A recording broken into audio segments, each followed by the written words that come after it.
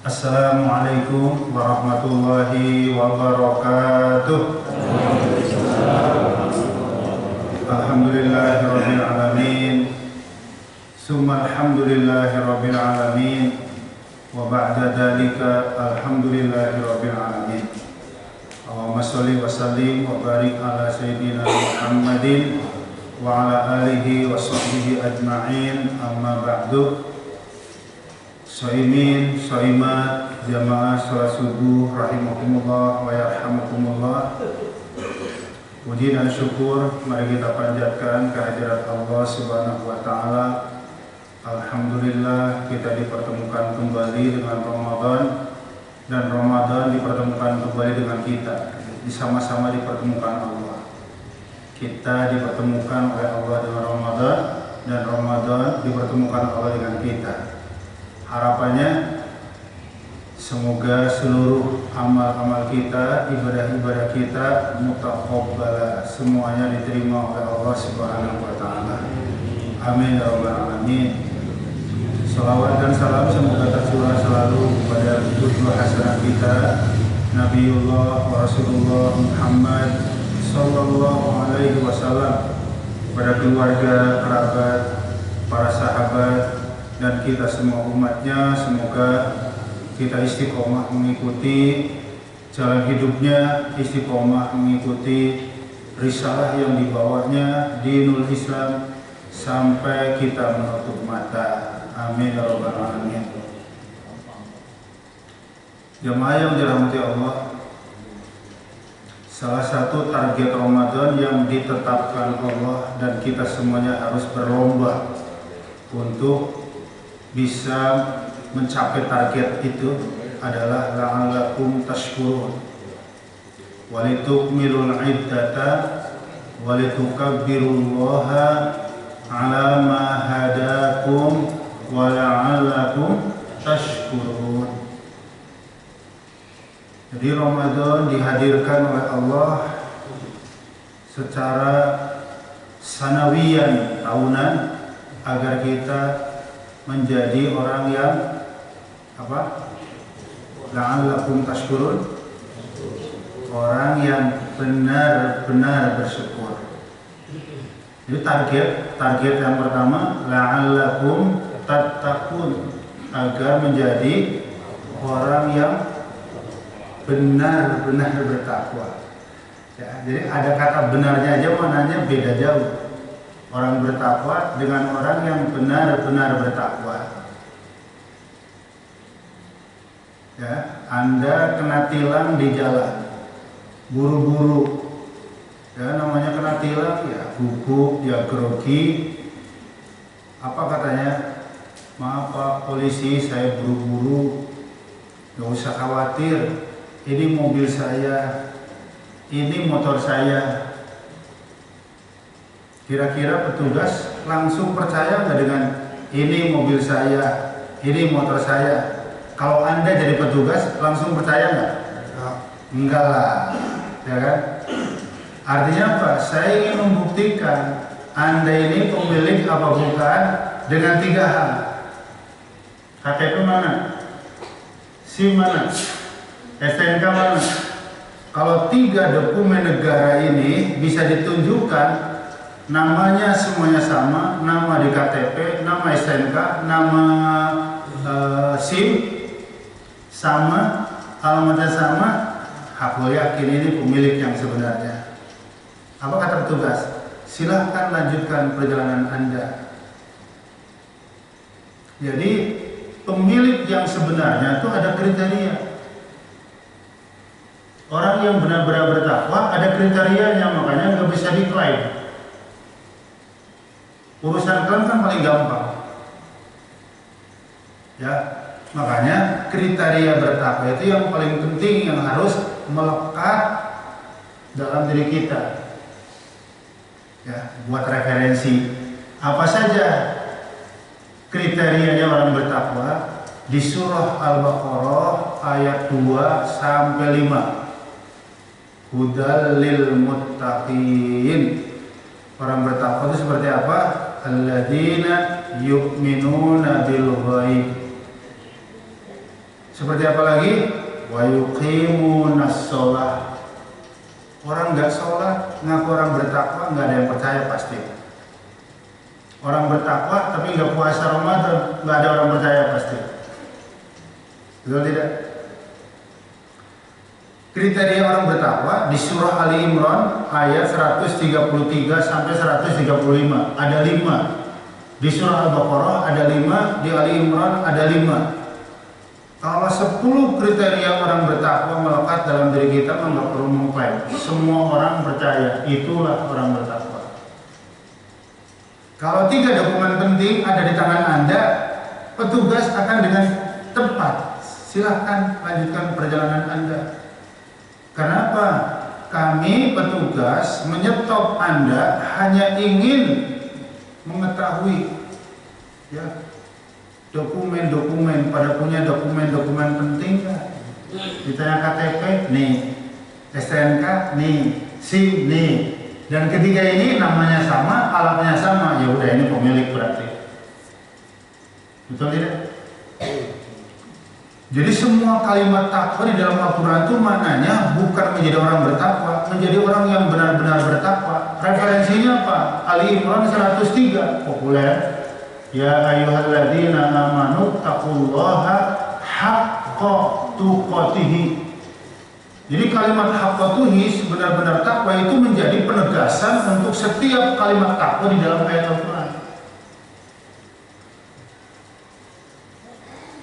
Ya, jadi sekali lagi ya mari kita buktikan kepada Allah bahwa kita bukan orang yang bertakwa, melainkan orang yang benar-benar bertakwa.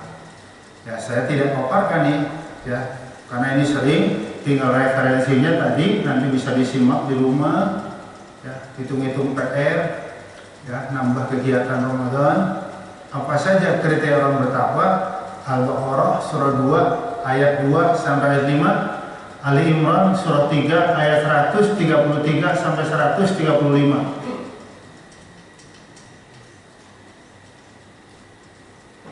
Nah, target Ramadan yang Allah tetapkan yang kedua di surah 185 ya, Al-Baqarah, la'allakum tashkurun, agar kalian menjadi orang yang benar-benar bersyukur. Apa bedanya orang bersyukur dengan orang yang benar-benar bersyukur? Ya, ada 4 jemaah. Ini perbedaannya nih. Ya.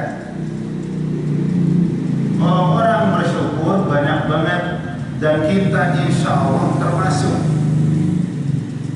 Tapi kalau orang yang benar-benar bersyukur sedikit. Allah tuh yang bilang, bukan Anwar. Surah 34, surah Saba ayat 13. I'malu ala Dawud syukra. Hai keluarga Dawud.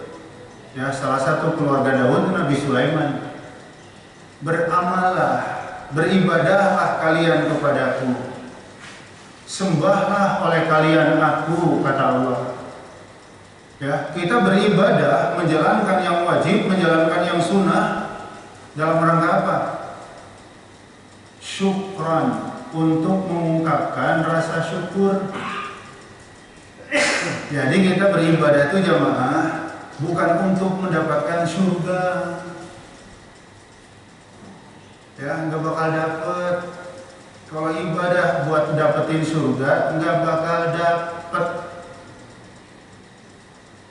Ini Rasulullah yang bilang, ya, qaribu wasaddidu, terus kalian mendekatkan diri kepada Allah, ibadah. Wasaddidu, dan terus kalian berbuat yang benar, berkata yang benar. Innahu, tapi ketahui, lan yanjua ahadukum bi'amalihi, tidak ada di antara kalian yang bakal selamat dari api neraka dan kelak masuk surga dengan amalnya. Amal-amal kita itu tidak akan menyelamatkan kita dari api neraka, tidak akan memasukkan kita ke surga, kata Rasul. Sahabat sampai bengong. Selama ini Rasulullah nyuruh kita sholat biar dapat surga katanya. Selama ini Rasulullah peringatkan kita jangan berbuat dosa biar kita selamat dari api neraka katanya. Kok tiba-tiba terus kalian ibadah, terus berkata dan berbuat yang benar. Tapi ingat, tidak ada satupun yang akan selamat dari api neraka. Tidak ada satupun yang bakal masuk surga murni dengan amalnya. Sahabat saking kaget, kayak shock begitu. Ya, salah satunya mewakili yang lain, wala anta ya Rasul. Ini pertanyaan sebenarnya kayak kurang sopan, tapi ya namanya refleks. Bagaimana dengan Rasulullah sendiri? Ya kan? Apa Rasulullah juga sama dengan kita tidak akan selamat dari api neraka dengan amalnya, tidak akan masuk surga dengan amalnya? Apa jawab Nabi? Na'am wala ana. Iya betul, termasuk saya. Masya Allah, termasuk saya. Illa ayyataghammadani Allahu birahmatihi wa fadlihi. Kecuali Allah menganugerahkan aku rahmat, ampunan dan keriduannya. Nih penentu surga. Ya kalau Allah merahmati aku, menyayangi aku, kalau Allah mengampuni segala dosaku, kalau Allah ridho kepadaku, ya saya yakin masuk surga. Tanpa itu amalku dan amal kalian nggak menjamin. Kesimpulannya apa? Ya kesimpulannya apa jangan? Ya udah kalau gitu kita ngarep-ngarep rahmat aja. Minta ampunan aja, minta ridho aja, nggak usah pakai ibadah-ibadah. Sekilas, ya enggak. Makanya Rasul di awal tadi, terus kamu mendekatkan diri kepada Allah, terus kamu berkata dan berbuat yang benar. Artinya ibadah-ibadah kita itu menjadi wasilah, menjadi perantara untuk mendapatkan rahmat, ampunan dan keridhaan. Jadi urutannya begitu.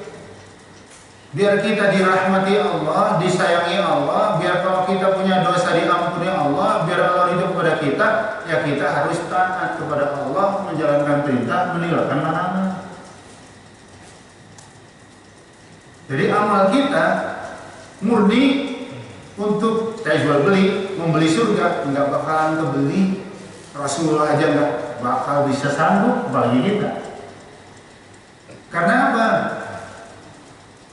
Ya, ada sebuah tempat apartemen yang mewah, hotel yang mewah, semuanya mewah, dijual 100 triliun. Anda punya uang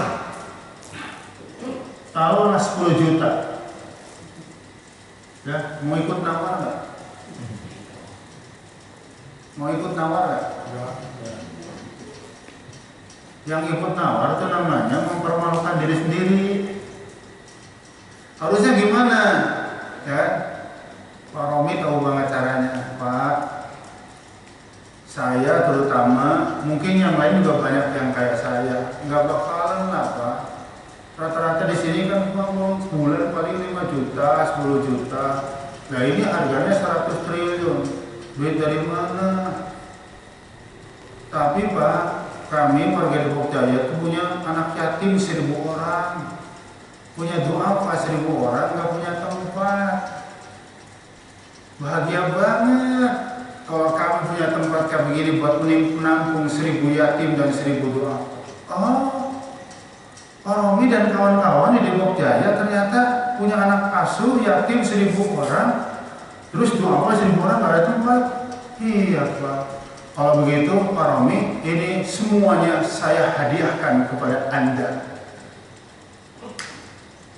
Artinya amal kita yang mustahil untuk mendapatkan surga, jika Allah sayang, jika Allah mengampuni dosa kita, jika Allah ridho kepada kita, maka tidaklah mustahil surga akan diberikan kepada kita.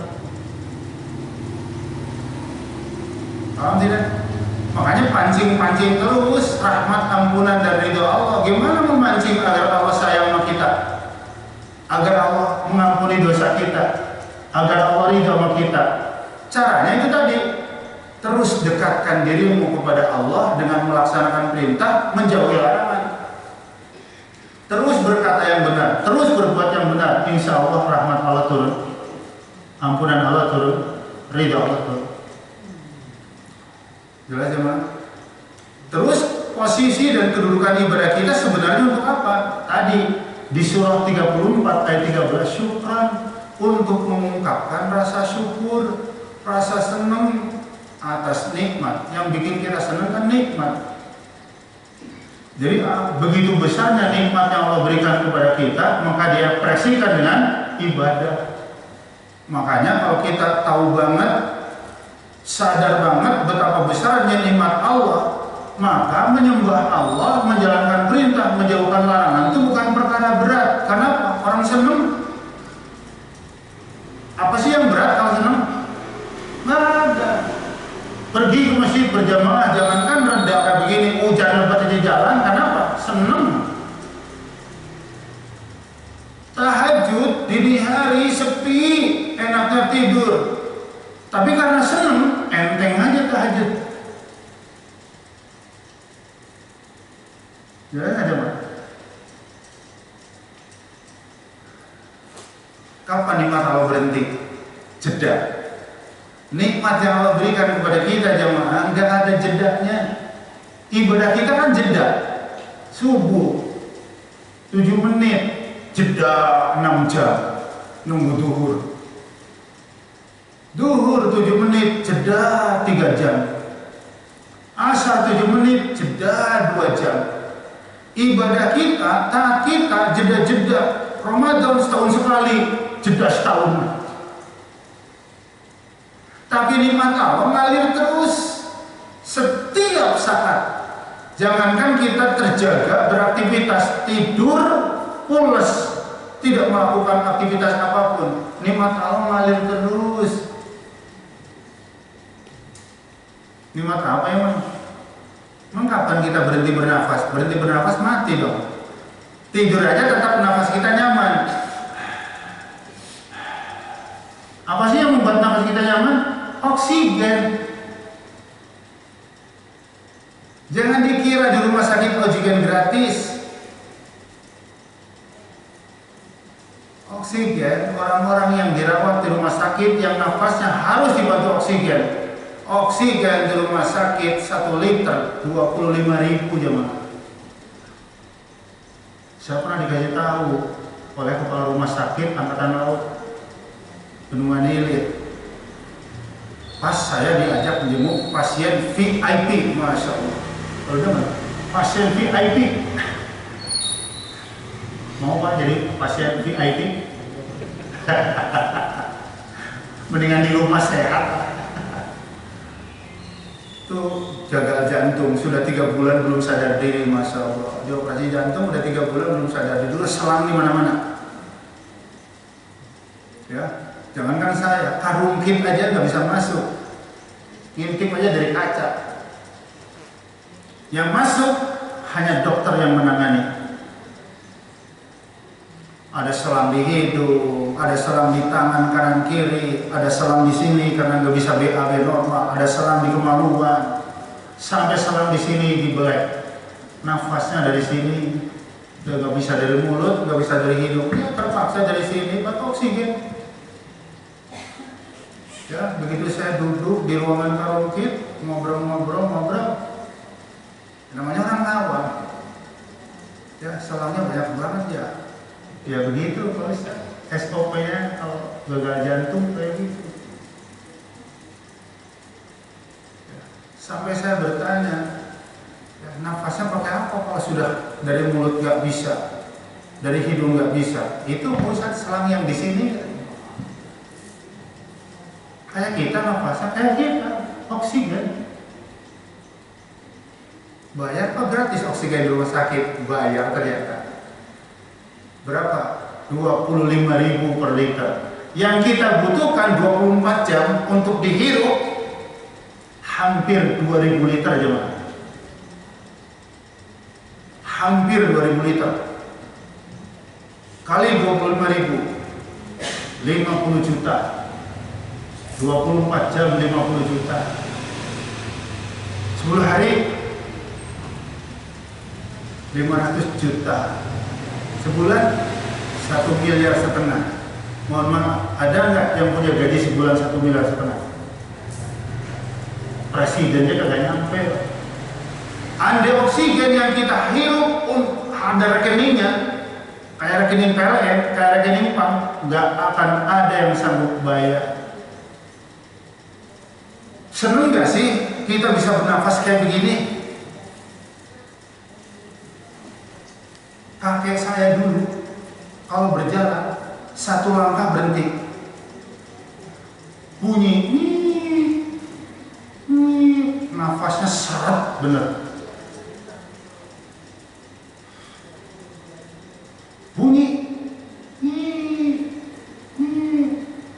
melihat beliau berjalan kaki itu Masya Allah sedih gitu. Kok kita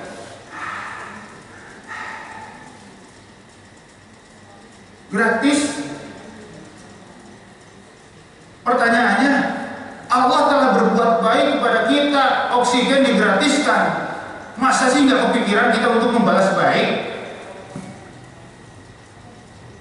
Semua kita pasti sadar naluri kita ingin berbuat baik kepada orang tua kita karena mereka sudah lebih dahulu berbuat baik kepada kita. Benar kan? Soal lebaran, kalau yang masih anak, buah ada, Pak D ada, Pak Le ada, orang tua ada, mudiknya ke rumah siapa? Kalau nggak ada orang tua, mungkin mudik ke rumahnya buah, Pak D. Kalau orang tua udah nggak ada, bisa jadi mudik ke rumah paman. Tapi selama orang tua kita masih ada, hakul yakin orang mudik datang ke rumah orang tua. Kenapa? Ingin berbuat baik, ingin silaturahim, ingin salaman, ingin cium tangan, ingin bersimpuh. Kenapa? Saya tahu mereka sudah lebih dahulu berbuat baik pada saya. Allah menggratiskan oksigen 1,5 miliar lebih per bulan. Apa nggak kepikiran kita untuk membalas kebaikan Allah? Bagaimana membalas kebaikan Allah? Sembah Allah, taat, tunduk, gitu caranya. Makanya ayatnya tadi, i'malu ala Daud syukran, beramal, jalankan perintahku, tinggalkan laranganku. Itu semua untuk mengekspresikan rasa senang kamu atas nikmat yang aku berikan kepadamu. Betul tidak? Dan ternyata di jemaah, karena oksigen nggak bisa langsung dihirup, ini campuran nitrogen. Kalau oksigen cuma 2.000 liter, nitrogen yang kita butuhkan 11.000 liter. Harganya lebih murah, 10.000 katanya. Coba kalikan 10.000 kali 11.000 liter berapa?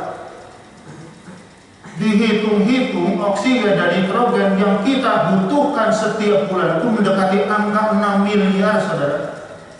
Siapa yang bisa membayar? Maka bagaimana berbuat baik kita kepada Allah? Datang ke masjid, datang ke itu ringan sekali. Kenapa?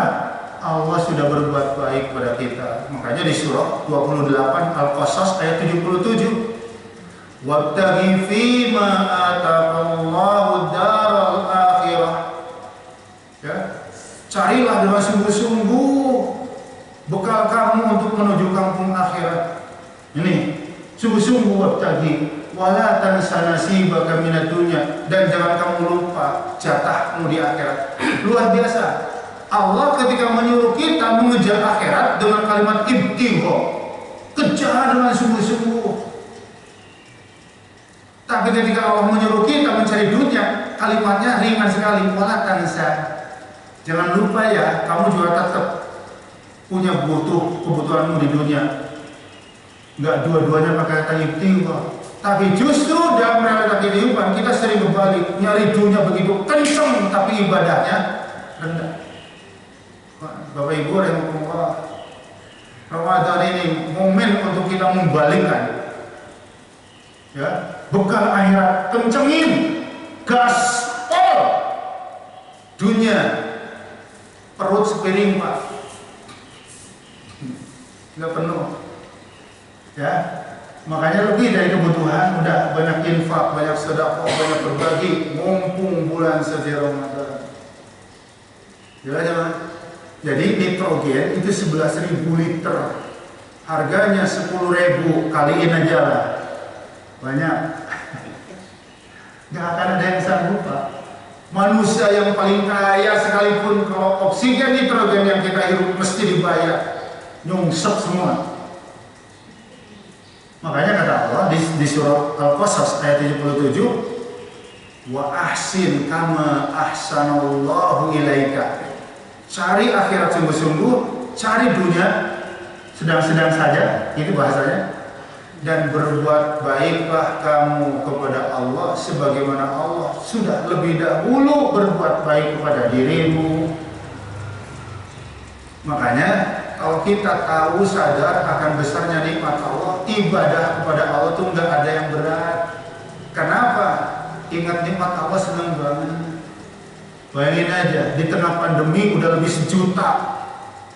Kalau sedunia nggak tahu udah berapa. Di Indonesia udah lebih 1 juta.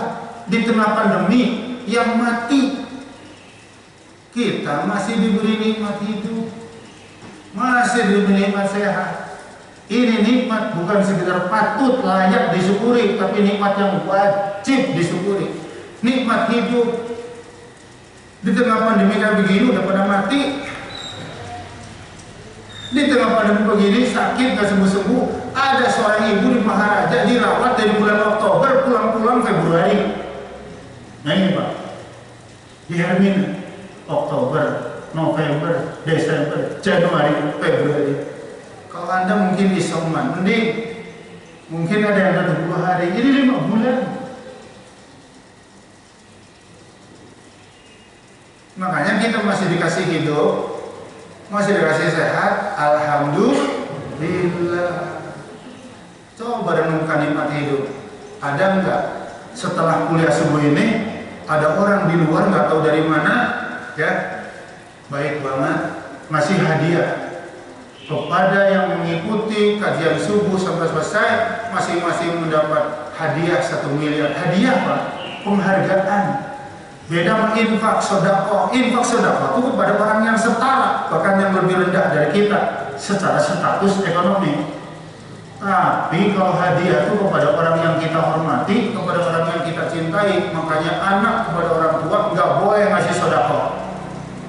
Anak kepada orang tua nggak boleh ngasih infak.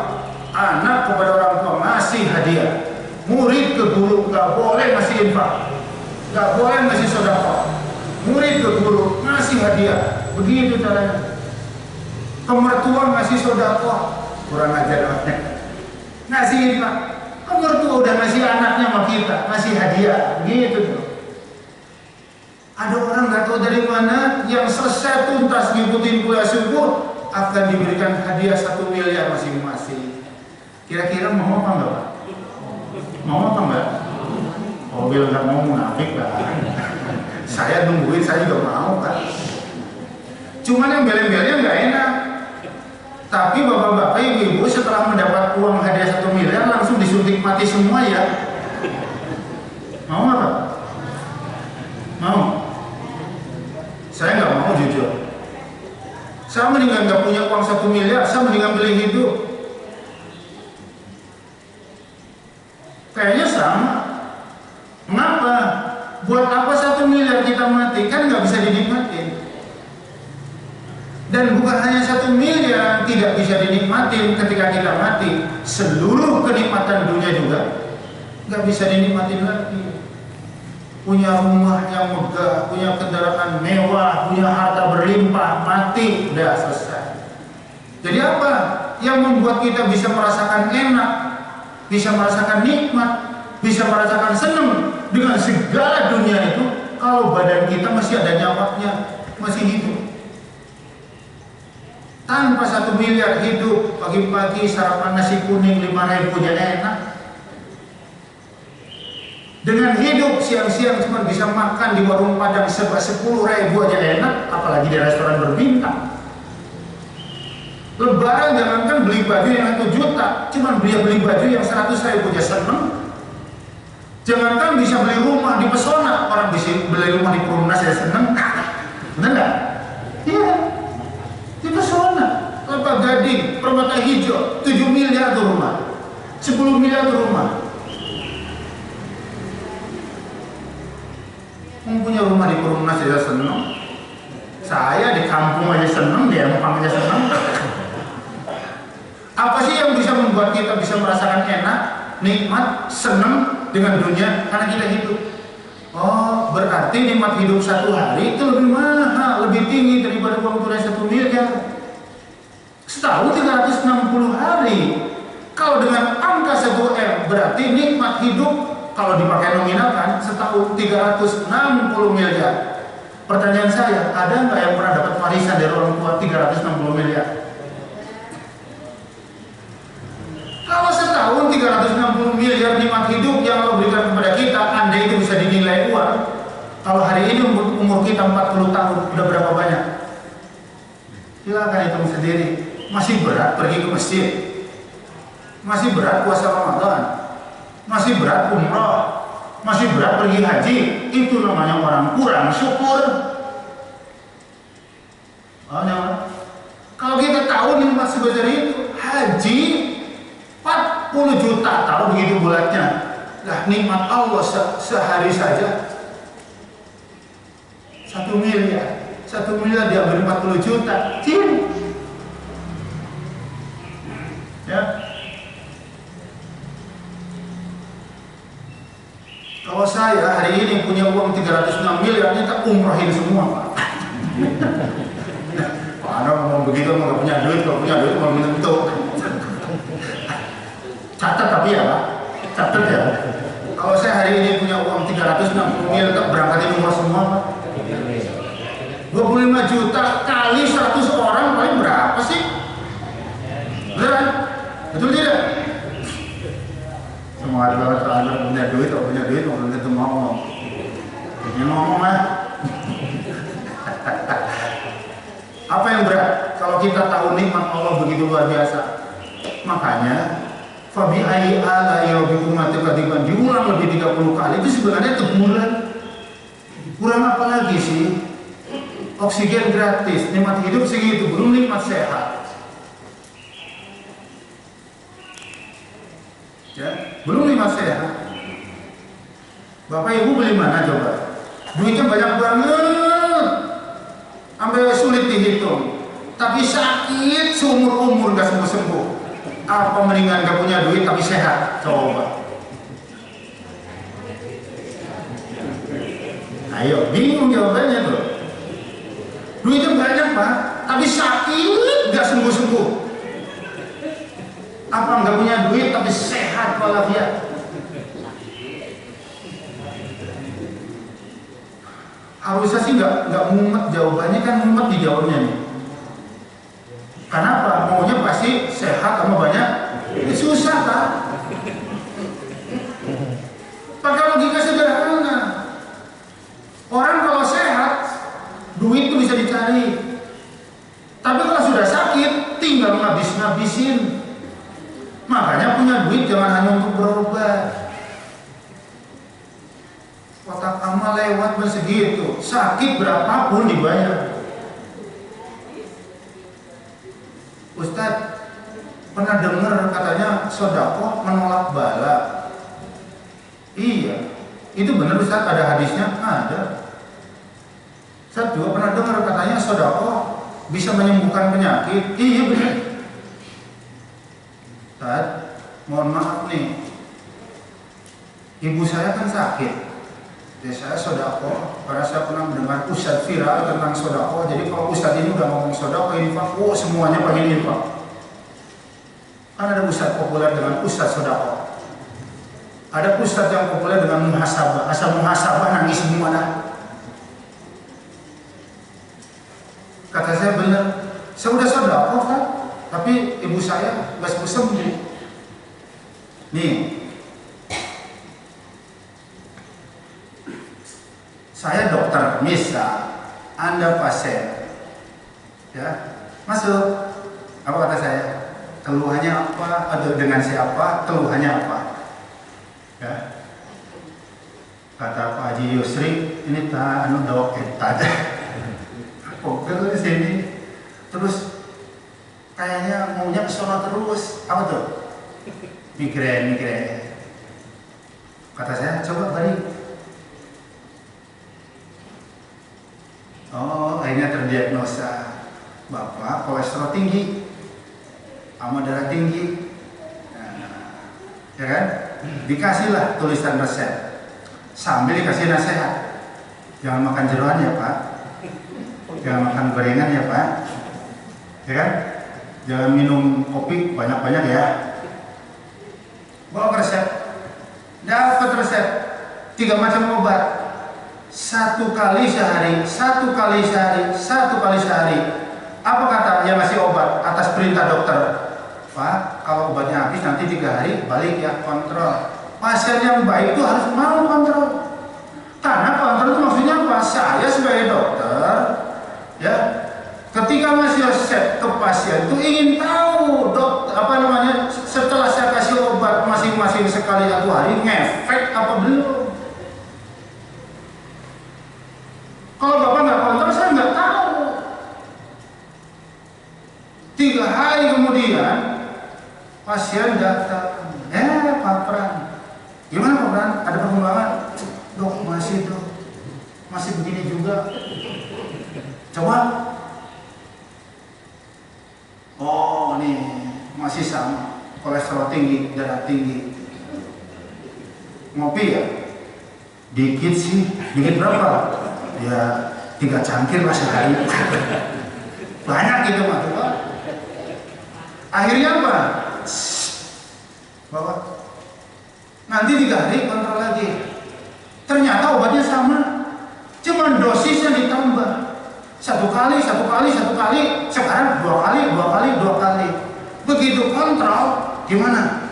Alhamdulillah sih dok, kayaknya entengan. Paham nggak?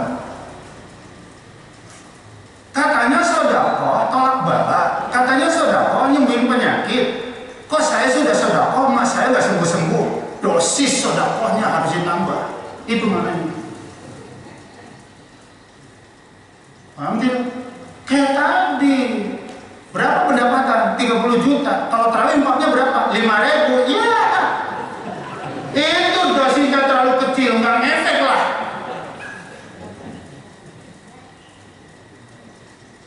Wa nunazzilu minal Qur'an ma huwa syifaa'un wa rahmatun lil mu'minin wa ma yazidul kafirina illa khasara. Surah 17 ayat 82. Aku turunkan Al-Qur'an sebagai syifa, obat dan rahmat bagiku. Masya Allah, kalau nggak diturunkan Al-Quran nggak tahu hidup kita kayak apa. Nabrak pohon, nggak tahu baik buruk. Kita tahu baik buruk, tahu benar salah karena ada Al-Quran. Makanya Al-Quran diturunkan itu rahmat, kasih sayang Allah.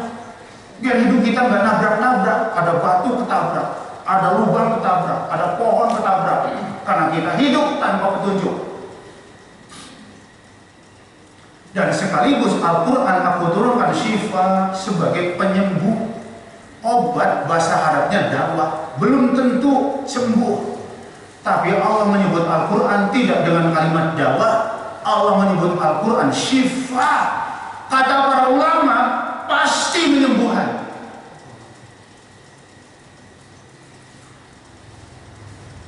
Itu benar Ustaz ayatnya? Benar, silahkan dibuka surah 17 ayat 82.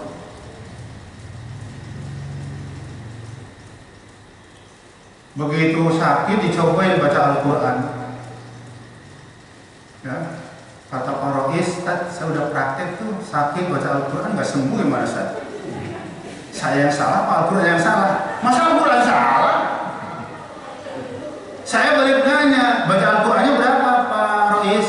1 halaman Pak Ustaz. Ya, dosisnya 1 juz dong sekali duduk. Udah 1 juz belum sembuh, tambah dosisnya 2 juz, begitu. Tanggal 28 Oktober saya juga dapat, yang sebagian saudara kita dapat, sempat dirawat juga. Saya sempat nggak nyium, sempat lidah saya nggak ngerasain. Semua yang dari dokter saya minum, yang suruh habis saya habisin. Selebihnya apa? Baca Al-Quran, baca Al-Quran. Berhenti-berhenti ke kamar mandi, berhenti-berhenti waktu tidur, terus baca.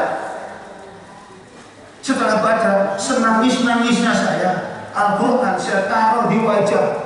saya peluk. Ya Allah, kembalikan lidahku bisa merasakan asam, manis, pahit. Kembalikan penciumanku, ya Allah, WC kentut aja gak kecium. Saya ngerasain kemarin. Cuman gak ngomong-ngomong. Diem aja saya. Berobat sudah. Saya hanya punya satu yang maha segalanya. Setelah selesai baca Al-Quran, gak tahu berapa juz, nangis saya templokin Al-Quran. Ya Allah, kembalikan lidahku bisa merasakan manis, pahit, asam, sepet. Kembalikan ya Allah penciuman saya. Ini bangkai gak kecium, wangi gak kecium, ketek aja gak kecium, kentut gak kecium, kentut sendiri gak kecium, di WC nongkrong gak kecium. Nah, alhamdulillah wa syukurillah, saya yakin karunia Allah. Pokoknya saya ikhtiar lahiriah pergi ke dokter ya. Kata dokter rawat siap dok. Cuma saya nggak mau di swab doang. Saya nggak mau swab. Tapi saya lidah hampa. Ini hampa. Udah saya baca Al-Quran aja. Alhamdulillah ya Allah. Perlahan nih bubur ayam terasa asin. Walaupun belum enak banget tapi asinnya udah dapet nih. Ya. Lama-lama di WC kecil, lama-lama ketek saya gini, ada. Nah, jadi dosis Al-Quran itu syifa sekali lagi.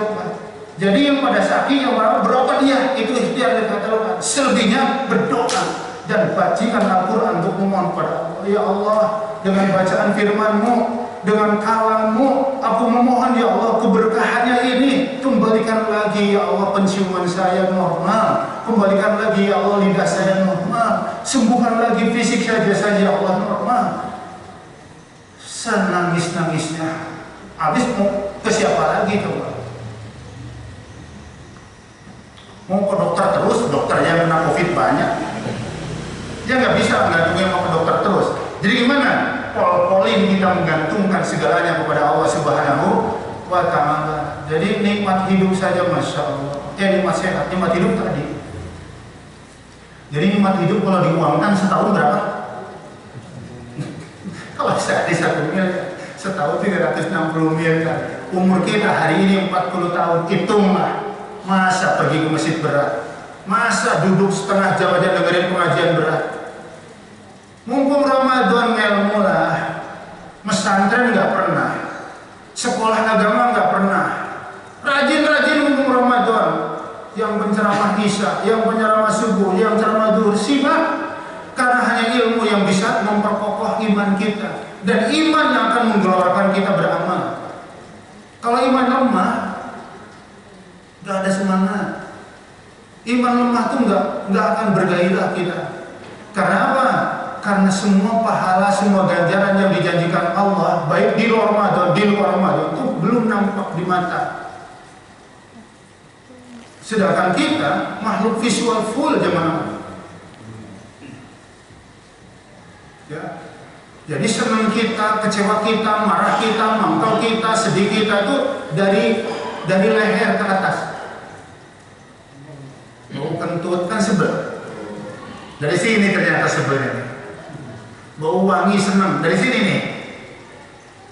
Telah berpulang ke Rahmatullah Syah Ali Jabir. Cuma melihat berita di TV dari mata. Sedih. Karawamangun kagak ke kediamannya. Ke pesantren Darul Quran Tangerang enggak. Kok bisa sedih dari mata melihat berita atau dari SMS teman masih kabar beliau telah berpulang. Nah, pahala sama ganjaran itu belum bisa divisualisasi. Kalau iman kita lemah, nggak bakal sholat kita, nggak bakal ke masjid kita. Ke masjid tiap hari pahala-pahala nggak kelihatan. Ya, coba kalau pahala divisualisasikan dan DKM menerjemahkan pahala dengan siapa yang jamaah di masjid Al-Awwal sekali jamaah 200.000. Coba kalau nggak kelabakan bikin masjid, beneran? Sekali berjamaah 200.000 aja. Saya yakin sampai ke pasar yang berjamaah. Betul tidak? Visual sama kita. Nah, makanya menguatkan iman itu dengan ilmu. Ramadan bulan sabar, yuk kita latihan sabar sejenak. Apalagi Sabtu Minggu mau kemana sih? Ngantor kan libur. Betul tidak? Ramadan bulan ilmu, ayo kita ngilmu sedikit. Pesantren nggak pernah, betul tidak? Saya yakin segini banyaknya, mohon maaf, nggak banyak yang pernah menyampaikan ke pesantren, betul tidak? Pesantren nggak pernah, sekolah madrasah, sanawiyah, aliyah, kuliah agama nggak pernah. Ya ikut-ikut rajin dengarkan tausiah Ramadan, insya Allah ilmunya nambah untuk memperkokoh iman kita.